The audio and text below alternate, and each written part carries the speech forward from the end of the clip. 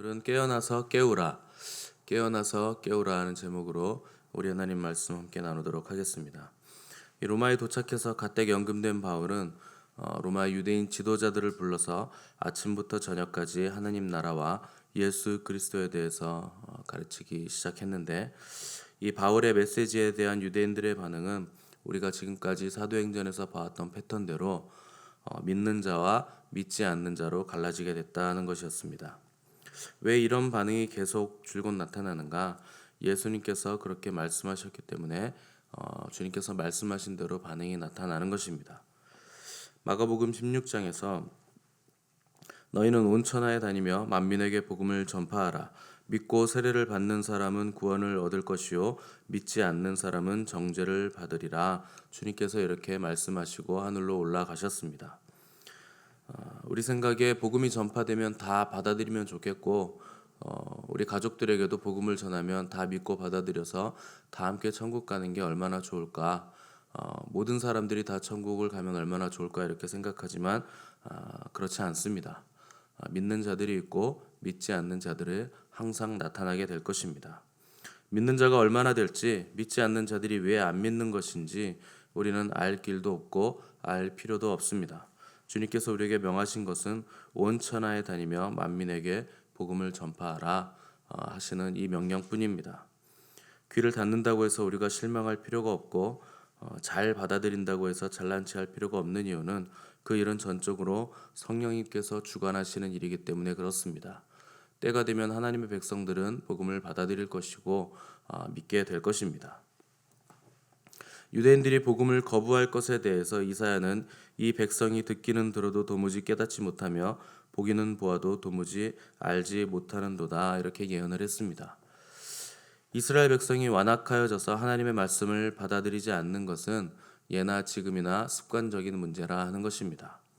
하나님을 믿는다고는 하면서 하나님의 말씀을 믿지 않고, 하나님께서 보내신 자도 도무지 믿지 않고 거부하면서 오히려 잘 믿는 자들까지 핍박하는 것이 패역한 이스라엘 백성들의 고질적인 병폐요 문제점이었습니다. 하나님의 말씀과 그의 보내신 자를 거절하면 하나님의 복이 절대 임할 수가 없습니다. 하나님을 인정하고 믿고 받아들이고 그분을 환영하는 사람만이 하나님의 축복이 흐르는 복된 인생이 되는 것입니다. 나를 인정하고 받아들여야 그 사람과 대화할 마음이 생기고 교제할 마음이 생기는 것이지, 나를 욕하고 거절하는 사람 옆에는 사람도 그 옆에 가기가 꺼려지는 법입니다. 여러분들은 하나님을 환영하시고 또 하나님을 받아들이시고 또 하나님에 대해서 열린 마음을 가지시기 바랍니다. 완고한 마음을 가진 사람들은 하나님의 축복을 받을 길이 없습니다. 하나님을 가까이 하면 그분은 우리를 가까이 하시는 분이십니다. 하나님을 거부하는 자들에게는 하나님도 도울 방법이 없으십니다. 완악한 자들은 자기의 완악함으로 인해 더욱 완악해질 것이고, 믿는 자들은 믿음으로 말미암아 결국 구원을 받게 될 것입니다. 하나님께서 계시의 이해를 열어주시지 않고 깨닫는 눈을 열어주시지 않으면 아무도 하나님의 뜻을 깨달을 수가 없고 이해할 수가 없습니다.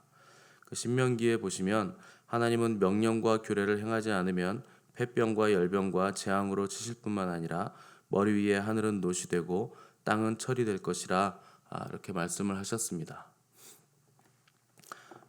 가장 먼저 내리는 재앙은 병입니다. 우리 시대 병이 이렇게 창궐한 것은 우리가 경계로 삼아야 됩니다. 그 다음으로 하늘이 노타늘이 된다 하는 것은 비가 내리지 않는다는 뜻입니다. 비가 내리지 않는다는 것은 계시가 내려오지 않는다, 하나님의 말씀을 들을 방법이 없다 하는 것입니다. 또 땅이 철이 된다는 것은 비가 내리지 않는 것과 묶여서 소출이 나지 않게 된다, 극심한 가뭄과 기근이 올 것이다 이렇게 말씀하신 것입니다. 먹을 양식이 없게 된다는 것은 실제의 기근을 말하지만 또한 영적으로는 말씀의 기근도 우리에게 말씀하고 있는 것입니다. 마치 홍수가 나서 물은 많은데 마실 물이 없는 것처럼 말씀의 홍수 속에서 정말 영적이고 우리의 심령 골수를 쪼개는 그런 능력 있는 진리의 말씀은 찾아보기가 힘들다는 것입니다. 우리는 이 말씀을 경고로 삼아야 됩니다. 단순한 심판이 아니라 마지막 심판이 이제 우리에게 다가오고 있다 하는 것을 깨달아야 되고, 이 시대는 슬기로운 처녀나 미련한 처녀나 모든 교회들이 다 졸며 자는 마지막 때임을 깨달아서 잠든 자들을 깨우는 사명을 위해서 우리는 헌신을 해야 됩니다. 28절에 보시면 바울이 얘기하길 그런즉 하나님의 이 구원이 이방인에게로 보내어진 줄 알라 이렇게 선포하는 것을 볼 수 있습니다.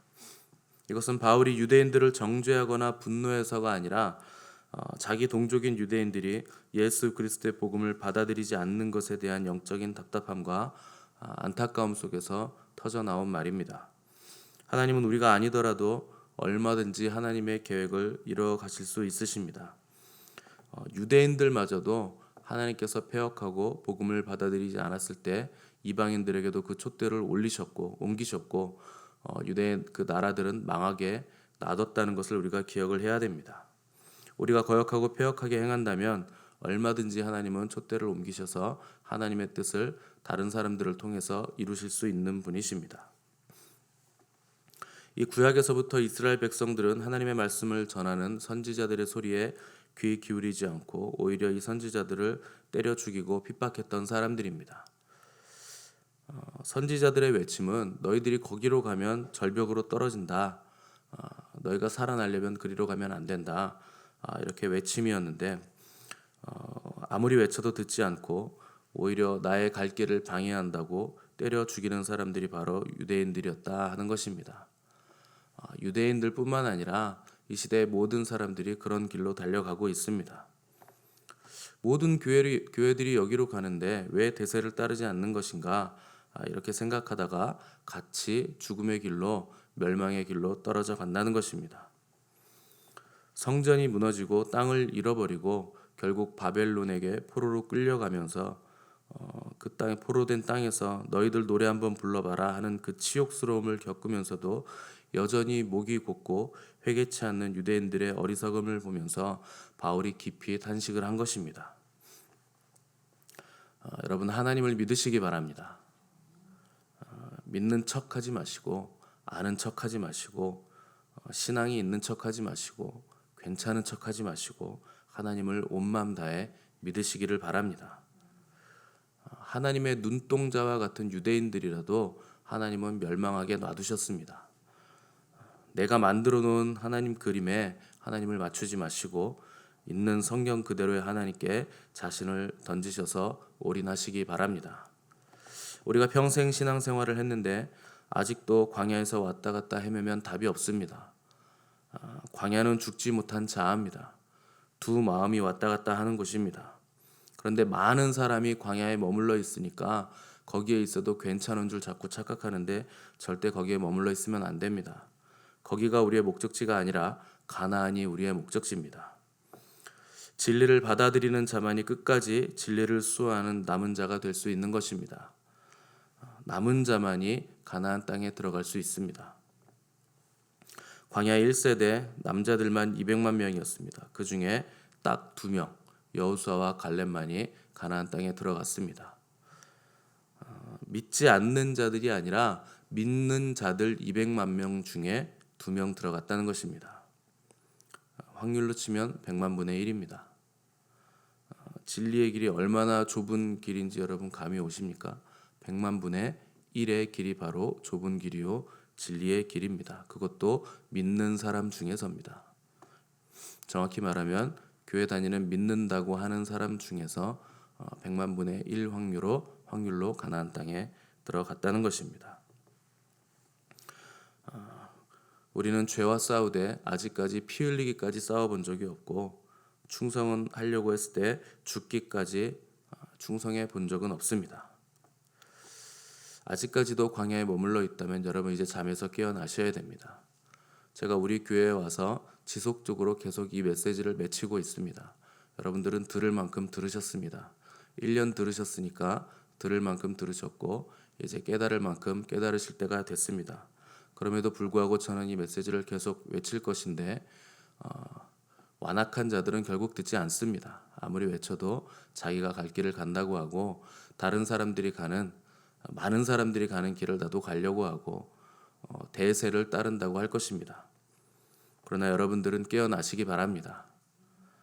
지금까지는 은혜의 시대였으나 이제는 곧 주님 오실 때가 되어서 우리가 깨어나야 됩니다. 이제는 봐주지 않습니다. 여러분들은 계속 잠들어 있으면 안 됩니다. 잠자는 거인과 같은 우리의 영혼의 기지개를 켜시고 일어나 빛을 발하셔야 됩니다. 그것이 마지막 때에 깨어있는 교회들에게 하나님께서 주신 사명입니다. 이 사명의 길을 걸어가기 위해서 먼저 여러분들이 깨어 일어나시고 또 잠들어 있는 교회들을 깨우시는 우리의 사명을 감당하시는 저 여러분의 삶이 되시기를 간절히 바랍니다.